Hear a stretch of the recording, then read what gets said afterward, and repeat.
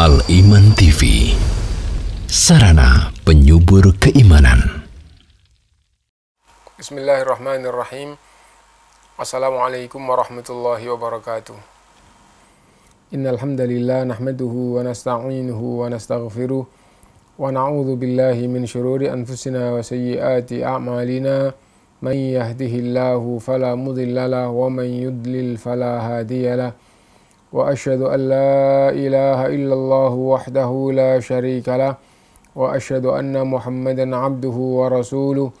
Ya ayyuhalladzina amanu taqullaha haqqa tuqatih wa la tamutunna illa wa antum muslimun. Ya ayyuhan nasu taqu rabbakumul ladzi khalaqakum min nafsin wahidah wa khalaqa minha zawjaha wa batha minhuma rijalan katsiran wa nisaa wattaqullaha alladzi tasaaluna bihi wal arham innallaha kana 'alaikum raqiba. Ya ayyuhalladzina amanu taqullaha wa qulu qawlan sadida yuslih lakum a'malakum wa yaghfir lakum dhunubakum wa man yuti'illaha wa rasulahu faqad faza fawzan 'azima. Amma ba'du fa inna asdaqal hadithi kitabullah wa khairal hadyi hadyu Muhammadin sallallahu alaihi wasallam wa syarral umuri muhdatsatuha wa kullu muhdatsatin bid'ah wa kullu bid'atin dhalalah wa kullu dhalalatin finnar. Ma'asyiral muslimin rahimakumullah, alhamdulillah kita bisa melanjutkan kajian kita dan sekarang pembahasannya adalah hajjun Nabi sallallahu alaihi wasallam, haji Nabi Shallallahu Alaihi Wasallam, dan mungkin sangat dekat pembahasannya dengan manasik gitu. Kita ikuti pembahasan yang dituliskan oleh Syekh Abdul Azim Al-Badawi rahimahullah, hafizahullah, dan para pemirsa dan juga para pendengar Radio Al-Iman, para pemirsa Al-Iman TV dan Radio Al-Iman, agar mengikuti dengan perhatian, dengan sesama, mudah-mudahan menjadi bekal apabila kita ingin haji atau umroh gitu. Betul-betul jadi bekal kita. Ini seperti manasik gitu ya. Kita ikuti kitab ini. Bismillahirrahmanirrahim. Rawa Muslim, diriwayatkan oleh Imam Muslim ya, di dalam kitab sahihnya, an Jabir ibni Abdillah, dari Jabir ibnu Abdillah radhiyallahu an, qala, ia berkata, inna Rasulullah sallallahu alaihi wasallam makatha tis'a sinina lam yahuj. Sesungguhnya Rasulullah SAW tinggal di Madinah 9 tahun tidak berhaji. Rasulullah SAW tinggal di Madinah 9 tahun tidak berhaji. Rasulullah SAW aslinya adalah Mekah. Nah, umur 40 tahun diangkat menjadi Nabi dan Rasul, 13 tahun di Mekah, kemudian hijrah ke Madinah. Di Madinah sampai 9 tahun tidak haji. Nah, thumma adzana fin nasi fil ashirah, lalu dikumandangkan kepada seluruh manusia tahun ke-10. Tahun ke-10 itu. Anna Rasulullah sallallahu alaihi wasallam hajjun, sesungguhnya Rasulullah SAW mau berangkat haji. Nah, jadi di dalam Islam sendiri haji baru ada mulai tahun 9 Hijriah, Rasulullah tidak berangkat. Yang memimpin adalah Abu Bakar radhiyallahu an, dan di tahun ke-9 Hijriah, haji pertama Islam, itu orang-orang musyrik masih banyak yang ikut haji. Orang-orang musyrik masih banyak yang ikut haji. Nah, yang memimpin haji umat Islam adalah Abu Bakar radhiyallahu an, dan banyak pengumuman yang diperintahkan oleh Rasulullah untuk diumumkan. Salah satunya yang paling utama yang berkaitan dengan bab ini adalah mengumumkan bahwa mulai tahun depan orang musyrik sudah tidak boleh lagi haji. Bahkan setelah hajian ini orang musyrik tidak boleh dikumandangkan, tidak boleh lagi menginjakkan kakinya di tanah suci.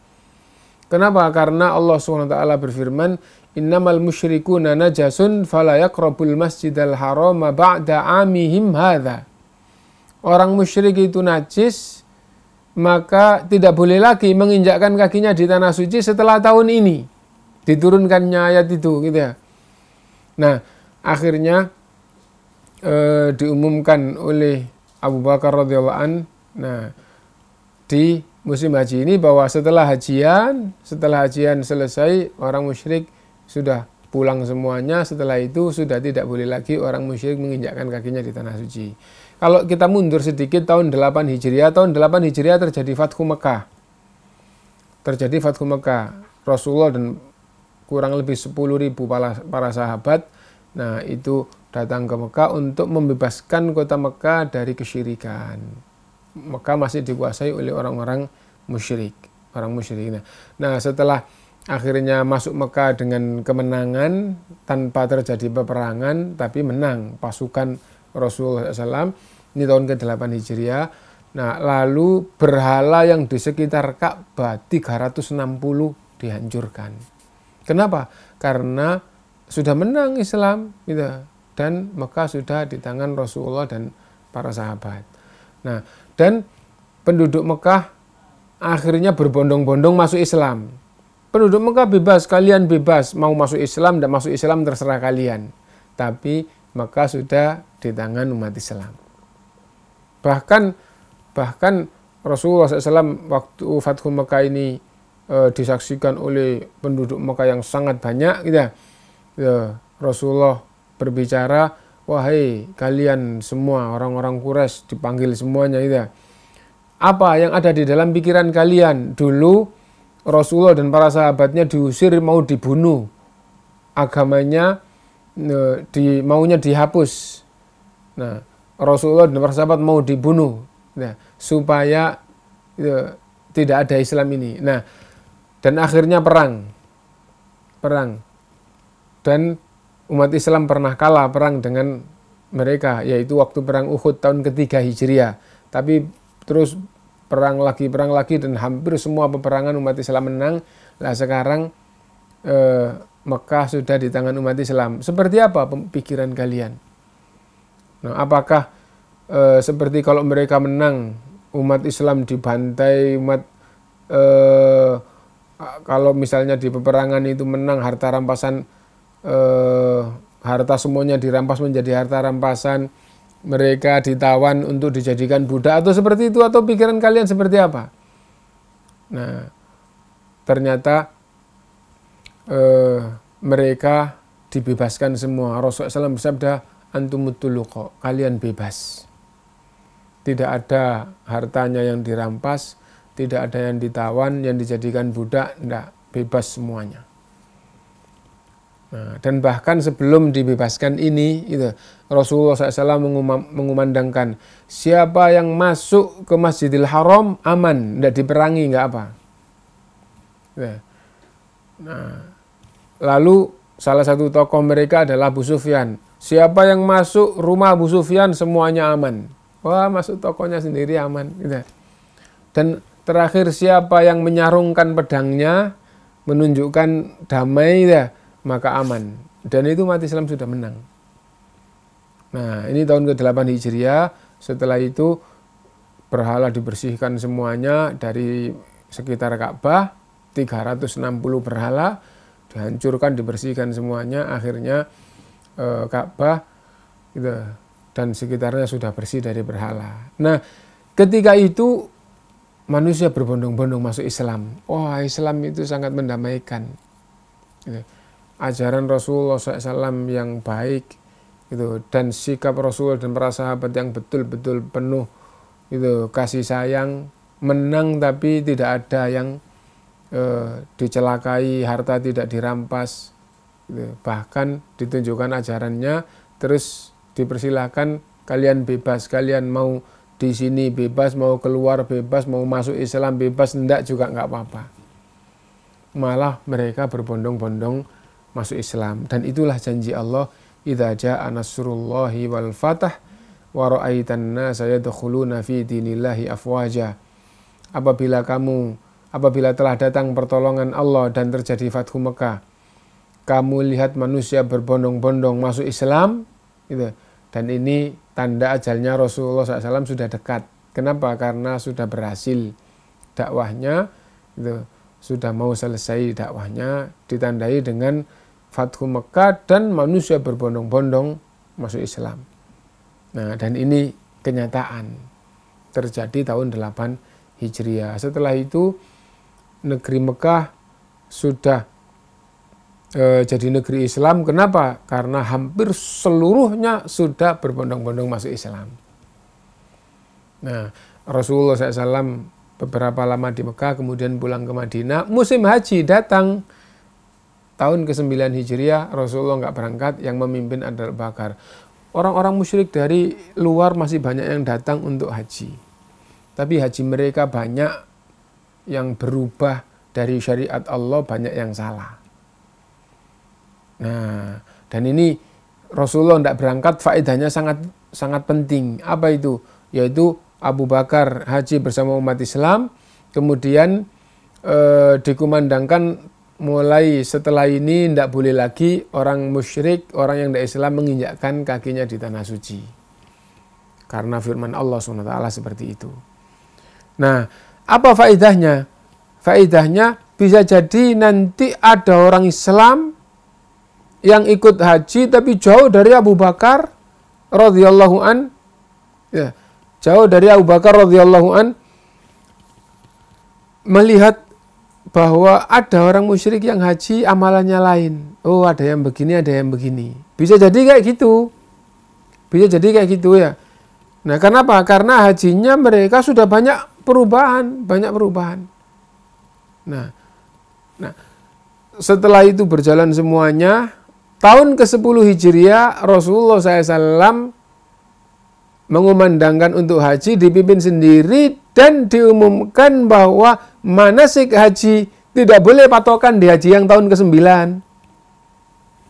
Nah, itu tidak jadi patokan. Siapapun yang haji tahun ke-9, hajinya tidak jadi patokan. Kenapa? Dikhawatirkan nanti ada yang melihat orang musyrik, dia tidak tahu kalau dia itu orang musyrik dan hajinya berubah. Nah, patokan haji adalah hajinya Rasulullah SAW tahun ke-10 Hijriah. Seandainya tahun ke-9 itu Rasulullah langsung memimpin dan masyarakat dari luar-luar yang musyrik pun masih banyak yang haji di tahun ke-9. Terus ada jamaah sahabat yang jauh dari Rasulullah dan dekat dengan orang musyrik. Seandainya gitu, terus dia bukan orang yang ahli agama sehingga melihat, loh ada yang kayak gitu, ada yang kayak gini. Dikira semuanya benar. Ya. Terus tahun ke-10 kalau dia tidak berangkat, ngajarin anak-anaknya, ngajarin saudaranya, padahal itu yang ia lihat dari orang musyrik, wah rusak haji.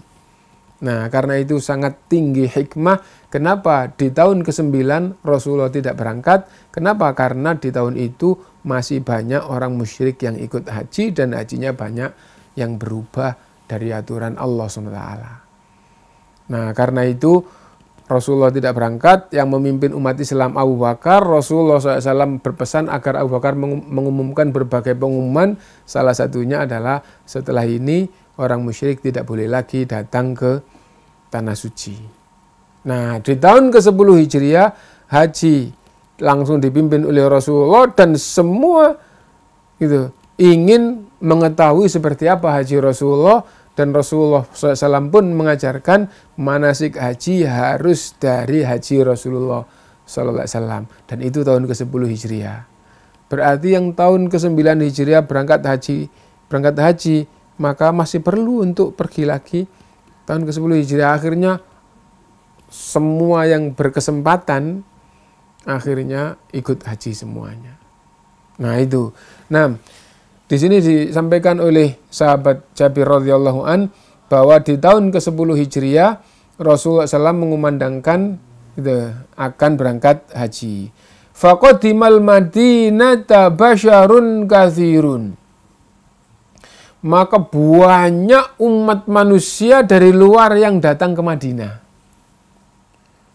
Dari kota sana, dari negeri sana datang ke Madinah. Kenapa? Mau berangkat haji, pada waktunya nanti berangkat bersama Rasulullah SAW. Gitu. Nanti kita perhatikan sejumlah apa gitu ya. Kulluhum yaltamisu ayyadamma bi Rasulillah SAW. Semua manusia, semua umat Islam yang datang dari berbagai penjuru negeri ingin bermakmum, ingin meneladani hajinya Rasulullah Shallallahu Alaihi Wasallam. Wa ya'mala mithla amalihi, dan ingin melaksanakan haji ini seperti yang dilakukan oleh Rasulullah SAW. Ini pentingnya kita meneladani para sahabat, bahwa Rasulullah begini, kita harus berusaha seperti itu. Fa kharajna ma'ahu, maka kami para sahabat keluar bersama Rasulullah SAW. Hatta ataina Dzul Khulaifah, akhirnya sampailah kita di Dzul Khulaifah. Dzul Khulaifah namanya sampai sekarang Dzul Khulaifah, dan umum dikenal dengan Bir Ali, mikot yang ditetapkan oleh Rasulullah SAW dari arah Madinah. Sampailah di Dzul Khulaifah. Fawaladat Asma bintu Umais Muhammad bin Abi Bakrin. Ketika itu sampai di Dzul Khulaifah, Asma bintu Umais melahirkan anak yang diberi nama Muhammad ibnu Abi Bakrin. Ada faedah di sini. Apa faedahnya? Bahwa saking tingginya perhatian para sahabat dan sahabiah, ya, maka hamil tua ikut berangkat haji bersama Rasulullah SAW. Nah, hamil tua apa kira-kira nggak berat? Dan haji di zaman itu tidak naik bis AC seperti sekarang. Ya, jalan kaki, kalau naiknya unta. Nah, jadi kayak gitu. Nah, ini mulai dari Madinah sampai ke Mekah untuk berangkat haji. Dan hamil tua. Baru sampai di Dzul Khulaifah, waktunya mau mulai melakukan ibadah haji, gitu, baru mau mulai melahirkan. Ya. Fa'arsalat ila Rasulillah SAW, maka mengirimkan utusan agar menemui Rasulullah SAW. Kaifa asna'u, apa yang harus saya lakukan. Nah ini, jadi Asma bintu Umais setelah melahirkan, kemudian menyampaikan bahwa harus ada yang menemui Rasulullah SAW, menceritakan keadaannya dan apa yang dia harus lakukan. Qala, lalu Rasulullah SAW menjawab, igtasili wastaghfiri bithaubin wa ahrimi, mandilah dan ikatlah dengan kencang. Ya. Maksudnya apa? Badannya diikat, kenapa? Karena habis melahirkan. Wallahu alam, kalau di zaman kita orang-orang desa dulu itu pakai kendit, ya. Nah ini perjalanan jauh habis melahirkan, gitu. Nah diperintah untuk diikat, gitu. Dan wa ahrimi, dan berihramlah. Berihramlah, apa maksudnya? Ini di mikot mulai melakukan ibadah haji. Ada faedah yang diambil, meskipun dalam keadaan nifas boleh mengikrarkan ihramnya. Jadi mulai ihram itu kalau perempuan pakaiannya kan bebas. Nah, mulai membaca labbaik Allahumma hajjan. Kalau umroh, labbaik Allahumma umratan.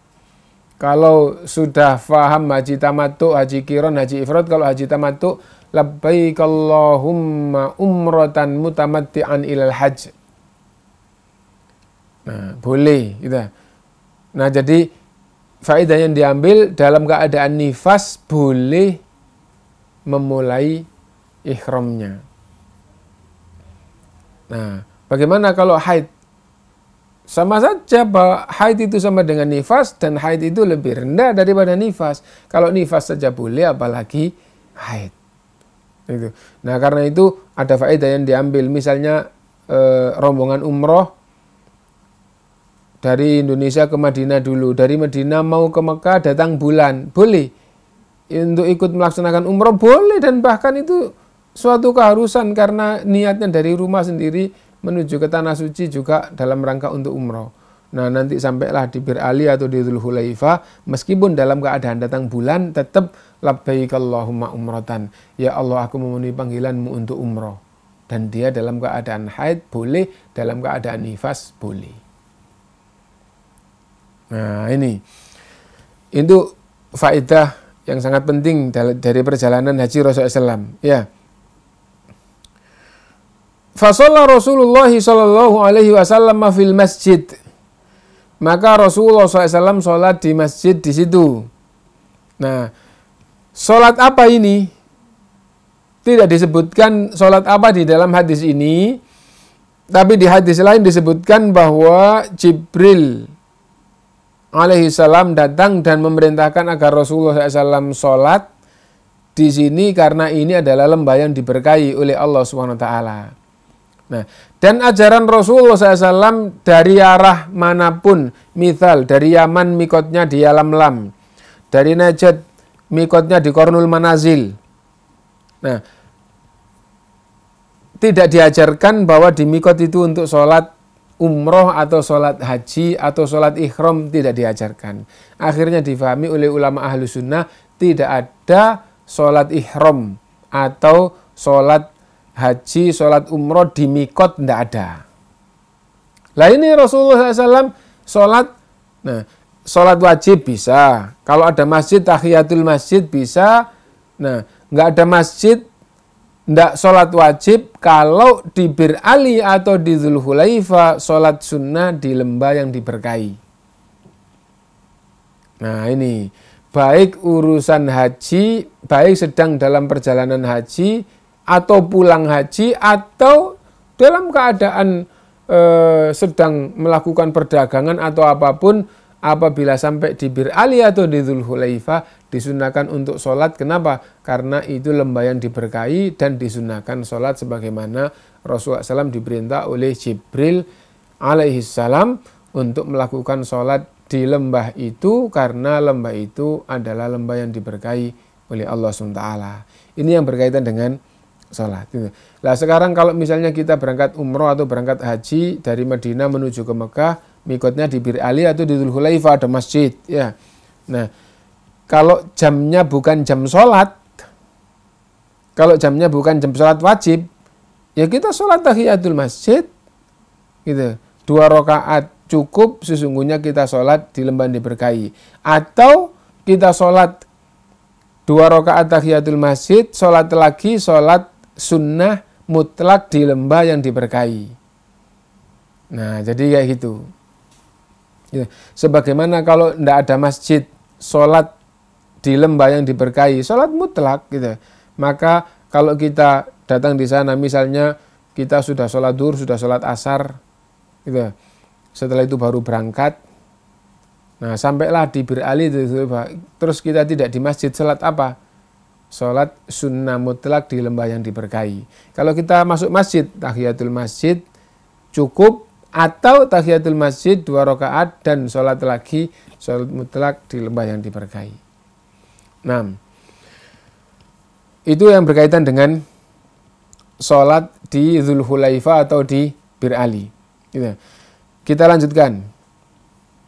Tsumma raqibal qaswa hatta idza stawat bihi naqatuhu 'alal baida. Lalu Rasulullah sallallahu alaihi wasallam naik untanya yang diberi nama Al-Qaswa, gitu. Sehingga tatkala kita sudah sampai di tempat yang namanya Baida, dataran tinggi atau bukit, ya. Nah, kata Jabir radhiyallahu an, "Nadhartu ila maddi basari baina yadayha min raqibin wa mashin."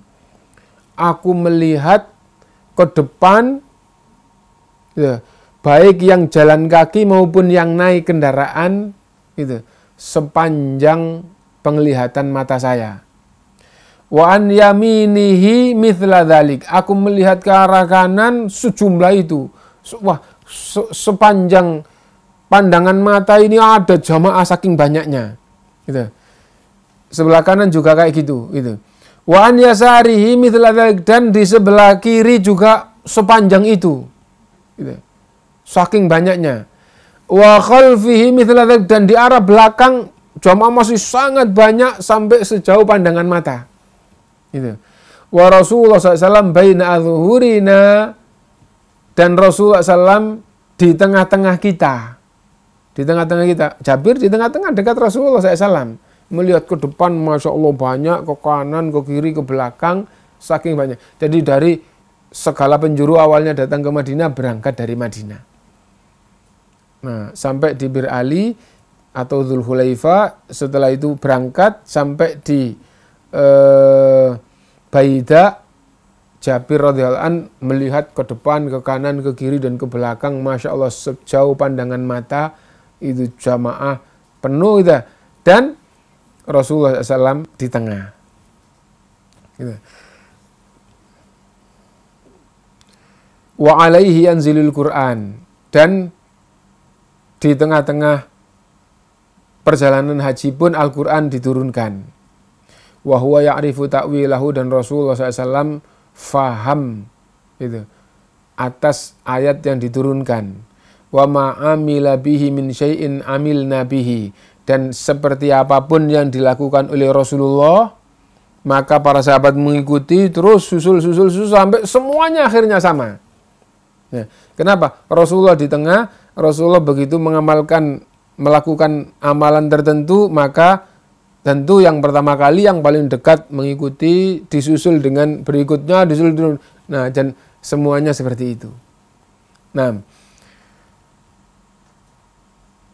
fa'ahalla bitauhid. Apa yang dilakukan oleh Rasulullah yang berkaitan dengan haji adalah Rasulullah SAW mulai membaca talbiyah yang maknanya adalah mentauhidkan Allah SWT. Nah, ahalla bitauhid maksudnya adalah membaca talbiyah mengisahkan Allah. Seperti apa talbiyahnya? Labbaik Allahumma labbaik, labbaik la syarika laka labbaik, innal hamda wan ni'mata laka wal mulk la syarika lak. Nah, persis seperti yang kita hafal, meskipun ada riwayat yang lain itu boleh talbiyah yang tidak ini, yang lain boleh gitu. Tapi inilah yang diangkat di sini gitu. Labbaik Allahumma labbaik, labbaik la syarika laka labbaik, innal hamda wan ni'mata laka wal mulk la syarika lak. Artinya, labbaik Allahumma labbaik, ya Allah, aku penuhi panggilanmu, ya Allah, aku penuhi panggilanmu. Diulang 2 kali itu ya. Labbaik la syarika laka labbaik, aku penuhi panggilanmu ya Allah, tidak ada sekutu bagimu, aku penuhi panggilanmu. Innal hamda wan ni'mata, sesungguhnya segala puji dan segala nikmat, laka, hanya bagimu, hanya milikmu ya Allah, wal mulk, dan segala kerajaan. Kalau mulknya disambung, sesungguhnya segala puji, segala nikmat, dan segala kekuasaan hanya milikmu ya Allah. Hanya untukmu. Pujian hanya milik Allah. Nikmat hanya milik Allah. Bahkan kekuasaan alam semesta ini hanya milik Allah. Tauhid semua dari awalnya. La syarika lak, tidak ada sekutu bagimu ya Allah. Ini talbiyah, isinya adalah tauhid. Karena itu sahabat menyampaikannya fa'ahalla bitauhid, maka Rasulullah bertalbiyah dengan talbiyah tauhid. Talbiyah tauhid ya talbiyah yang kita hafal itu. Labbaik Allahumma labbaik, ya Allah, aku penuhi panggilanmu, ya Allah, aku penuhi panggilanmu. Labbaik la syarika laka labbaik, aku penuhi panggilanmu ya Allah, tidak ada sekutu bagimu ya Allah, aku penuhi panggilanmu.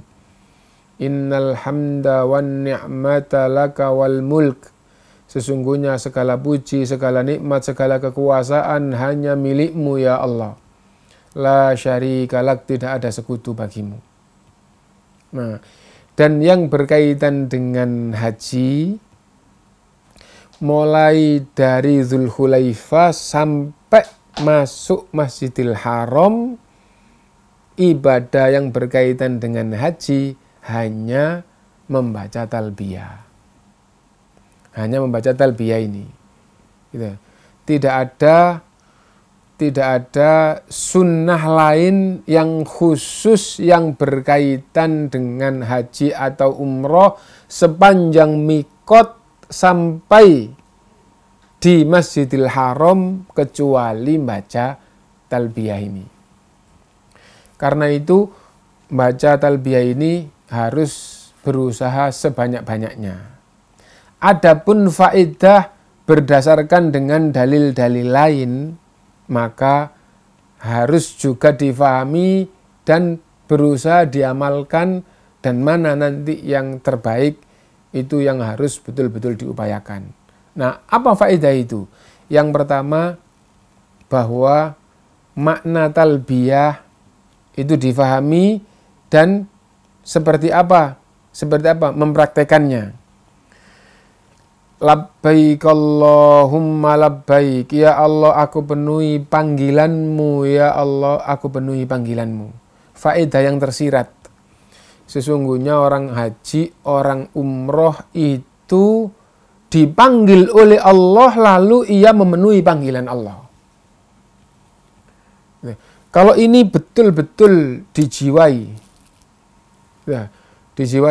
coba kita contohkan dulu di dalam kehidupan kita. Seandainya rakyat itu dipanggil oleh raja dan dipanggilnya tidak jelas, wah bisa ketakutan, bisa pingsan. Wah ini mau dihukum atau mau diapa ini? Itu. Nah, seandainya dipanggil oleh raja, dan raja beda dengan presiden. Raja di hati rakyat beda dengan presiden di hati rakyat. Raja di hati rakyat, wah itu raja, pemilik dan penguasa negeri ini, itu raja. Tapi kalau presiden di hati rakyat, itu presiden itu wakil kita, pemimpin kita, iya. Dan tidak boleh macam-macam. Dia nanti 5 tahun akan mempertanggungjawabkan. Dan yang milih dia sebagai presiden itu kita. Itu kalau presiden. Tapi kalau raja, jauh lebih tinggi daripada presiden. Gitu. Raja tidak bertanggung jawab kepada siapapun dari manusia. Gitu. Raja itu tinggal rajanya baik atau rajanya zalim. Tinggal gitu. Raja kekuasaan tertinggi. Tapi kalau presiden, macam-macam nanti dilengserkan. Yang memilih rakyat bisa dilengserkan rakyat. Rakyat punya wakil dilengserkan wakil rakyat, itu bisa. Nah, terus seandainya dipanggil raja, dipanggil dalam rangka kebaikan, wah alangkah bahagianya berangkat menuju gitu. Nah ini yang manggil itu Allah SWT, yang memberimu umur, yang memberimu mata bisa melihat, yang memberimu lisan bisa bicara, yang memberimu kekuatan fisik bisa bergerak. Ini semuanya adalah Allah SWT. Gitu. Nah, kalau jiwa ini betul-betul faham, ya Allah, aku penuhi panggilanmu ya Allah. Dipanggil oleh Allah, memenuhi panggilan Allah SWT. Kalau itu betul-betul dijiwai, gitu. Tidak ada rasanya yang tidak meneteskan air mata. Kenyataan seperti itu. Rombongan banyak gitu. Nah, kita harus paham bahwa kita ini dipanggil oleh Allah dan kita memenuhi panggilan Allah. Dan tuntunan bacanya apa? Labbaika, labbaik Allahumma, ya Allah aku penuhi panggilanmu. Ya. Nah, jadi kalau misalnya gitu, guru itu manggil muridnya gitu, Zaid, labbaika ya Ustadz. Ini labbaik Allahumma, ya Allah aku penuhi panggilanmu, ya Allah. Gitu. Nah, kalau ini nggak dijiwai, bisa-bisa talbiyahnya itu talbiyah kosong. Apa talbiyah kosong? Lisannya baca talbiyah, hatinya kosong. Hatinya tidak minta apa-apa. Apalagi dipola-pola dengan berbagai macam lagu, dengan itu terus hatinya kosong. Nah, bukan seperti itu yang betul-betul meresap ke dalam jiwa. Itu satu. Yang kedua, kita sambil menuju ke rumah Allah. Kita ini mau pergi kemana? Mau ke rumahnya raja. Waduh, ke rumah raja itu yang tadi kita ke istananya raja. Kalau tadi itu ini dipanggil untuk dihukum atau di apa, bisa-bisa pingsan dia. Tambah dekat, tambah ketakutan. Kalau gitu dipanggil dalam rangka kebaikan, wah ini kira-kira kayak apa ini? Nah, bisa berdebar-debar. Ini sambil berjalan menuju ke rumah Allah, sambil mengatakan, ya Allah, aku penuhi panggilanmu, ya Allah, aku penuhi panggilanmu. Nah, itu harus betul-betul diperhatikan. Gitu. Jadi ini kita seperti manasik supaya pada saatnya nanti kalau kita gitu dikaruniai oleh Allah kesempatan, gitu, akhirnya kita betul-betul bisa sambil memenuhi panggilan Allah itu meresap seperti ini. Nah, labbaik Allahumma labbaik, labbaik la syarika laka. Aku penuhi panggilanmu ya Allah, tidak ada sekutu. Salah satu kandungan maknanya tidak ada sekutu di sini bukan menyekutukan Allah, beribadah kepada selain Allah, tidak. Tapi aku penuhi panggilanmu, aku datang menuju ke rumahmu, memenuhi panggilanmu hanya karena itu, tidak karena lain. Gitu. Nah ini penting ya.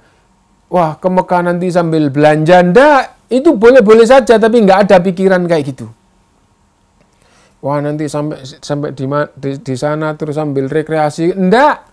Kita harus betul-betul memurnikan jiwa kita datang ke rumah Allah semata-mata hanya itu untuk apa? Memenuhi panggilan Allah. Ndak ada tambahan-tambahan lain. Nah, la syarika laka. Ndak ada sekutu bagimu ya Allah. Kehadiranku untuk ibadah ini semata-mata datang memenuhi panggilanmu untuk menuju ke rumahmu untuk beribadah kepadamu. Nah, jadi seperti itu. Tambah sambil bergetar yang ada di dalam jiwa ini. Gitu. Tambah dekat, tambah tidak kuat. Rasanya terus tambah menangis, tambah bergetar hati ini. Kenapa? Karena ini kita sudah mau sampai rumah Allah. Gitu. Dipanggil oleh Allah, kita penuhi dan ini sudah mau masuk ke rumah Allah SWT. Nah, jadi seperti itu.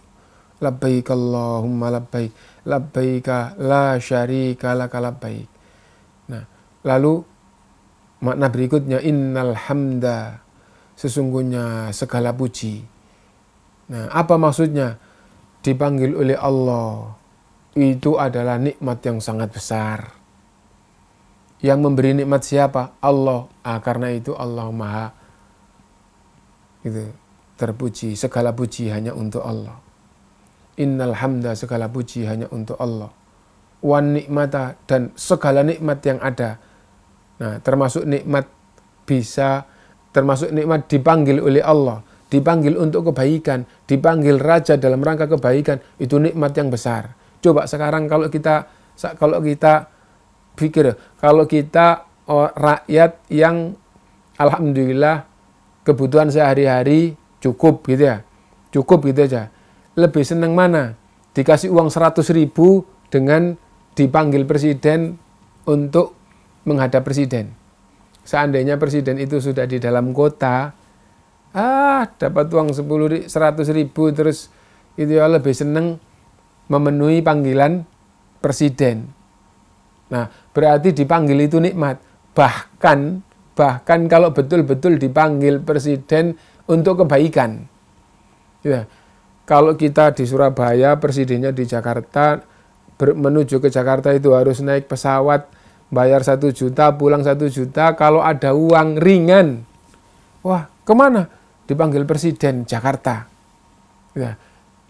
Nah terus biayanya, perjalanannya enggak apa-apa, alhamdulillah ada. Bayar pesawat 1 juta, pulang, beli pesawat pulang, pergi, pulangnya nanti enggak apa-apa, siap. Nah gitu. Berarti dipanggil presiden itu makna yang cukup besar. Wah, itu kenikmatan tersendiri. Ini bukan presiden yang manggil, ini Allah SWT yang manggil. Itu adalah nikmat yang besar. Gitu. Banyak yang dipanggil tapi orang-orang nggak bisa berangkat kita bisa berangkat, nikmat lagi itu. Nikmat bisa memenuhi panggilan. Tadi nikmat dipanggil, sekarang nikmat bisa memenuhi panggilan. Dan udah gitu, semakin ingat bahwa kenikmatan yang telah Allah berikan itu sangat banyak. Nah, ini diikrarkan, ya Allah, segala nikmat. Nikmat sehat, nikmat akal sehat, nikmat fisik sehat, nikmat waktu kosong, nikmat segala macam. Ini adalah karunia Allah SWT. Innal hamda wan nikmata. Dan bahkan segala kerajaan yang ada, kekuasaan yang ada, yang kita miliki, yang dimiliki orang lain, yang di bumi, yang di langit, semuanya adalah milik Allah SWT. Nah, itu. Innal hamda wan nikmata laka wal mulk. Nah, udah gitu di hadis yang lain, gitu, Rasulullah SAW bersabda, sesungguhnya orang yang jihad fisabilillah, orang yang umroh, orang yang haji, itu dipanggil oleh Allah, jadi utusan Allah, dia memenuhi panggilan Allah. Karena dipanggil oleh Allah memenuhi, gitu, maka ditawari minta apa akan diberi. Gitu. Innal mujahid wal mu'tamir wal hajj, sesungguhnya orang yang jihad, orang yang umrah, orang yang haji adalah wufudullahi subhanahu wa ta'ala. Mereka itu adalah utusan-utusan Allah subhanahu wa ta'ala. Dipanggil oleh Allah memenuhi panggilannya. Kalian dipanggil oleh Allah memenuhi panggilannya. Gitu. Karena itu, gitu, kalau mereka minta diberi oleh Allah, kalau berdoa dikabulkan oleh Allah subhanahu wa ta'ala. Wah, kita dipanggil oleh Allah menuju ke rumahnya. Lalu kita dapat tawaran minta apa akan diberi. Berdoa kayak apa akan dikabulkan. Itu yang sering diungkapkan dengan, gitu, bahwa orang yang sedang haji, sedang umroh, itu doanya mustajabah. Mustajabah. Doanya terkabul. Dan kenyataannya Masya Allah, tidak satu dua jamaah yang, ya Allah, kalau kita beribadah di sana bisa rasanya itu beda, gitu. Dan doa kita itu dikabulkan. Nah, jadi kayak begitu. Kayak begitu. Nah, ini penting untuk diperhatikan. Karena itu sepanjang perjalanan naik bis yang jalannya kayak jalan tol kosong, gitu, itu dari Medina sampai ke Mekah itu makan waktu 4 sampai 6 jam. Gitu, 4 sampai 6 jam kalau betul-betul lancar, terus sampai masuk hotel itu lancar 4 jam bisa. Tapi rata-rata itu pertengahan ya 5 lebih sedikit, kurang sedikit, bahkan kadang-kadang sampai 6 jam. Nah, dianggap 5 jam itu. 5 jam ini cukup lama, banyak yang belum sudah tidur gitu saja. Nah, enggak meresapi bahwa dia ini sedang memenuhi panggilan Allah menuju rumah Allah untuk menghadap kepada Allah SWT. Nah, dan yang lebih parah daripada tidur adalah yang melakukan hal-hal yang tidak diperintah, bahkan itu yang gitu, dimurkai oleh Allah SWT. Mengada-ada di dalam ucapan-ucapan, di dalam zikir-zikir, dalam doa yang sama sekali itu tidak diizinkan oleh Allah SWT. Jangan sampai kayak gitu. Jangan sampai kayak gitu. Iyyakum wa muhdatsatil umur. Jauhilah yang diada-adakan di dalam agama, dalam ibadah. Fa inna kulla muhdatsatin bid'ah. Ibadah yang diada-adakan itu bukan ibadah, itu bid'ah. Wa kulla bid'atin dhalalah, dan semua bid'ah itu tersesat. Wa kulla dhalalatin finnar, dan semua kesesatan itu di neraka. Nah, karena itu harus betul-betul dimanfaatkan kesempatan ini. Ini hanya perjalanan sekali, setelah itu nanti waktunya habis. Kita dalam keadaan ihram perjalanan dari Madinah menuju ke Mekah. Nah, tidak ada tuntunan khusus mulai dari mikot, dari Bir Ali sampai masuk Masjidil Haram kecuali talbiyah. Adapun tuntunan umum banyak, apa itu?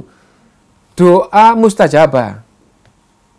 Nah, kalau capek membaca talbiyah, atau meskipun tidak capek, muncul, ya Allah, saya banyak kesalahan kepada kedua orang tua. Ya.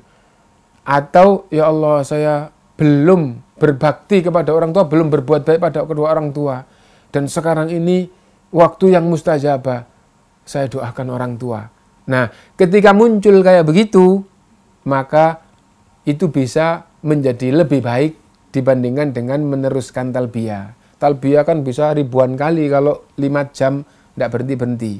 Bisa ratusan kali. Nah, ketika jiwanya itu munculnya kok ingin mendoakan orang tua, jiwanya kepingin mendoakan orang tua, talbiyahnya terus misalnya labbaik Allahumma labbaik, akhirnya nggak menjiwai isi talbiyah, ya berhenti dulu talbiyahnya dan di perjalanan ini mendoakan. Sesungguhnya sedang dalam keadaan ihram, insya Allah doanya mustajabah, mendoakan orang tuanya. Muncul kepingin mendoakan anaknya, didoakan anaknya. Nah, dan sesungguhnya orang berdoa itu paling 1-2 menit, 3 menit, 5 menit nanti sudah, nah, rasanya sudah disebutkan semua doa. Nah, terus ngapain setelah itu? Nah, kalau tidak muncul pikiran apa-apa, yang paling bagus adalah terus melanjutkan talbiyah sambil hatinya betul-betul meresapi maknanya. Nah, jadi ya itu. Mungkin di dalam bis perjalanan baca talbiyah berulang-ulang puluhan kali, ratusan kali, rasanya jenuh. Apa boleh baca Quran? Boleh. Nah, apa boleh zikir-zikir yang lain? Boleh. Tapi yang paling bagus kalau hati itu tidak betul-betul terdorong seperti mendoakan tadi itu, yang paling bagus adalah baca talbiyah. Lagi, setelah mepet, terus mepet Tanah Suci Mekah. Mungkin sudah 4 jam, sudah apa. Nah, tidak berkaitan dengan umroh dan haji, tapi berkaitan dengan dalil umum. Orang masuk Tanah Suci Mekah, siapapun dia, penduduk Mekah dari luar, atau orang yang datang meskipun dalam rangka dagang atau dalam rangka apapun, orang masuk Tanah Suci Mekah itu disunahkan untuk mandi. Lah, bis kita ini tidak berhenti, bis ini tidak berhenti, terus sampai masuk Tanah Suci menuju mendekat ke masjid, masuk ke hotel. Lah, berarti kita tidak bisa mandi di perbatasan tanah halal dan tanah suci, kan itu ya. Nah, kenapa? Karena keadaan sampai begitu turun di hotel, hendaknya amalan pertama yang dilakukan adalah mandi. Bukan mandi umroh, bukan mandi haji, bukan mandi ihram, tapi mandi sunnah karena memasuki Tanah Suci Mekah. Nah, itu. Setelah itu tidak ada amalan lain. Amalan umum, amalan khususnya ya tetap melanjutkan talbiyah. Nah, masuk ke Masjidil Haram. Masuk ke Masjidil Haram ini rumah Allah. Jangan sampai masuk rumah Allah tidak berdoa. Nah, kan gitu ya. Nah, karena itu berdoa. Nah, sebagaimana kita masuk di masjid-masjid, karena itu tadi kita katakan ini bukan berkaitan dengan haji atau umroh, tapi ini pakai dalil umum karena keberadaan kita seperti ini. Kita mau masuki Masjidil Haram, ya kita harus berdoa mendahulukan tangan kanan. Nah, karena doa masuk masjid itu sangat penting supaya nanti kita di masjid itu terus dibimbing oleh Allah dalam kebenaran. Nah, maka kita masuk berdoa. Nah, ada yang berkaitan dengan Masjidil Haram. Apa? Apabila orang itu dari luar pertama kali melihat Ka'bah. Ini juga bukan berkaitan dengan haji, bukan berkaitan dengan umroh, tapi umum, baik berkaitan dengan sholat biasa maupun orang yang berkaitan dengan haji dan umroh sama saja. Melihat Ka'bah pertama, maksudnya pertama itu dari luar, dari luar Masjidil Haram. Gitu. Misalnya mondar-mandir 5 waktu sholat dari hotel Masjid Haram. Nah, begitu keluar dari hotel, pertama kali keluar dari hotel melihat Masjidil Haram, melihat Ka'bah, Melihat Ka'bah bukan Masjidil Haram ya. Melihat apa? Nah, itu ada tuntunan. Apa tuntunannya? Menengadahkan kedua tangan mohon kepada Allah. Mohon kepada Allah itu menengadahkan kedua tangan itu kayak apa? Tidak ada penjelasannya, bisa begini. Bisa didekatkan ke mulut, bisa begini, bisa begini. Mana yang baik? Yang merasa paling mendekatkan diri kepada Allah, paling mudah dikabulkan oleh Allah, itu yang dilakukan. Nah, boleh begini, boleh begini, boleh begini. Nah, mana yang dirasakan inilah bagi saya yang paling mendekatkan diri kepada Allah, yang paling memudahkan dikabulkan oleh Allah, itu yang dilakukan. Jadi melihat Ka'bah, mengangkat kedua tangan, lalu baca doanya. Apa doanya? Allahumma antas salam, wa minkas salam, fahayyina rabbana bisalam. Itu doanya, dan harus betul-betul difahami maknanya dan kandungannya, supaya betul-betul merasuk dan gitu. Akhirnya kita betul-betul penuh harap kepada Allah, seluruh kandungan yang terkandung di dalamnya. Nah, apa maknanya? Allahumma antas salam, ya Allah engkaulah zat yang maha selamat. Selamat dari segala kejelekan dan kekurangan, itu Allah SWT, maha selamat. Tidak ada kejelekan gitu yang mendekatinya, mendekati Allah SWT. Tidak ada kekurangan, kesalahan yang mendekati Allah. Allah bersih, selamat dari segala kekurangan dan kesalahan. Allahumma antas salam, wa minkas salam, dan keselamatan hamba itu darimu ya Allah. Kita harus faham bahwa kita selamat, kedua orang tua kita, anak kita, semua manusia selamat. Keselamatan itu adalah karunia Allah. Ya Allah, engkau zat yang maha selamat, keselamatan hamba itu darimu. Selamat apa di sini? Selamat iman dari kesyirikan. Ya Allah, keselamatan iman dari kesyirikan ini adalah karuniamu. Selamat ibadah dari bid'ah. Gitu. Ya Allah, selamatnya ibadah dari bid'ah ini. Selamat kerja dari yang haram. Ini keselamatan itu adalah darimu ya Allah. Selamat fisik kita dari penyakit. Itu keselamatan juga. Keselamatan semuanya, segala bentuk keselamatan dari yang jelek. Itu adalah karunia Allah SWT. Ya Allah, engkau zat yang maha selamat. Dan keselamatan iman, keselamatan ibadah, keselamatan akhlak, keselamatan jiwa, keselamatan semuanya itu adalah dari Allah. Fahayyina rabbana bisalam, maka hidupkanlah kami ya Allah penuh dengan keselamatan. Mohon kepada Allah, ya Allah, hidupkanlah kami penuh dengan keselamatan. Keselamatan iman dari kesyirikan, keselamatan iman, keselamatan ibadah dari yang jelek, yang batil, yang bid'ah. Keselamatan akhlak dari akhlak-akhlak yang jelek, keselamatan harta dari yang haram, keselamatan fisik ini dari penyakit-penyakit. Semua mohon kepada Allah. Fahayyina rabbana bisalam, ya Allah selamatkanlah kami dari keselamatan. Nah, mungkin sampai di sini dulu, insya Allah akan kita lanjutkan yang akan datang. Nah, mudah-mudahan sedikit tapi betul-betul mengena dan betul-betul menjadi bekal kita, dan mudah-mudahan masuk di dalam nasihat ulama, maqalla wa kafa khairun min kathura wa alha. Sedikit cukup jadi bekal yang cukup jauh lebih baik dibandingkan banyak tapi sia-sia.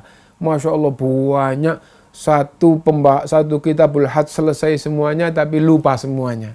Nah, mudah-mudahan sedikit cukup ya, bermanfaat, dan insya Allah itu lebih baik daripada banyak tapi sia-sia. Mungkin ini dulu. Dan Ma'asyiral muslimin, kesimpulan dari bagian manasik yang tadi sudah kita mulai adalah bahwa haji Rasulullah SAW itu tahun ke-10 Hijriah. Sebelum berangkat, Rasulullah SAW mengumandangkan ke semua penjuru, dan akhirnya dari beberapa kota, beberapa negara yang beragama Islam datang semuanya ke Madinah. Untuk apa? Untuk bersama-sama haji bersama Rasulullah SAW, meneladani hajinya Rasulullah SAW. Dan supaya sempurna disabdakan oleh Rasulullah, khudhu anni manasikakum, ambillah dariku manasik haji atau manasik umroh kalian. Nah, maka kita harus betul-betul perhatian dengan manasik haji, manasik umroh Rasulullah, supaya kita betul-betul bisa melaksanakannya dengan sempurna. Nah, lalu Rasulullah SAW berangkat gitu, dari Madinah menuju ke Dzulhulaifah. Mikotnya penduduk Madinah adalah Dzulhulaifah, dan mikot semua orang yang melewati Madinah juga mikotnya di Dzulhulaifah. Apa mikot itu? Mikot itu tempat di mana ibadah umrah, ibadah haji dimulainya di situ. Mikot makani, mikot tempat gitu ya, sudah kita pahami mikot ya. Nah, mulainya adalah dari situ. Rasulullah bertalbiyah mulai di situ. Setelah itu apa yang dilakukan? Kalau kita dari arah Madinah, mikotnya di Dzulhulaifah beralih, maka ada sholat sunnah, ada sholat sunnah, tapi bukan berkaitan dengan haji dan umroh, berkaitan dengan lembah yang diberkahi. Di lembah yang diberkahi disunnahkan untuk sholat. Nah, apa bedanya? Bedanya yang berangkat menuju ke Mekah tidak dari Madinah, tidak melalui Madinah, mikotnya di tempat lain, tidak ada sholat haji, tidak ada sholat umroh, tidak ada sholat ikhram. Nah, itu. Setelah itu mulai dari mikot sampai ke Masjidil Haram, tidak ada amalan khusus yang berkaitan dengan haji selain membaca talbiyah sebanyak-banyaknya. Apa talbiyah itu? Yaitu labbaik Allahumma labbaik, labbaik la syarika laka labbaik, innal hamda wan ni'mata laka wal mulk la syarika lak. Hanya itu sampai nanti melanjutkan amalan haji di Masjidil Haram. Adapun sepanjang perjalanan ini banyak amalan-amalan umum yang sangat mulia karena orangnya, karena jamaahnya sedang dalam keadaan ikhram. Nah, zikir apapun boleh, ya, baca Quran boleh, berdoa untuk sendiri, mendoakan orang tua, mendoakan anaknya, mendoakan siapapun boleh, dan ini adalah waktu yang sangat istimewa. Nah, dan apabila wanita sedang datang bulan atau sedang nifas boleh. Mulai datang bulan, mulai nifas di luar sebelum mulai boleh. Mulai nifasnya sudah di tengah-tengah dia ikhram juga boleh. Nah, berarti untuk memulai ibadah haji ini tidak harus dalam keadaan suci. Bagaimana kalau tidak punya wudhu? Boleh, wong nifas atau datang bulan itu hadas besar kok. Hadas besar aja boleh, apalagi hanya hadas kecil. Nah, jadi untuk memulai ikhram, labbaik Allahumma umratan atau labbaik Allahumma hajjan, itu mulainya itu tidak diperintah dalam keadaan suci. Bahkan dalam keadaan berhadas besar pun boleh. Mungkin itu yang bisa kita pahami di awal ini, mudah-mudahan bermanfaat untuk kita semuanya. Subhanakallahumma bihamdika asyhadu an la ilaha illa anta astaghfiruka wa atubu ilaik. Walhamdulillahirabbil alamin. Wassalamualaikum warahmatullahi wabarakatuh.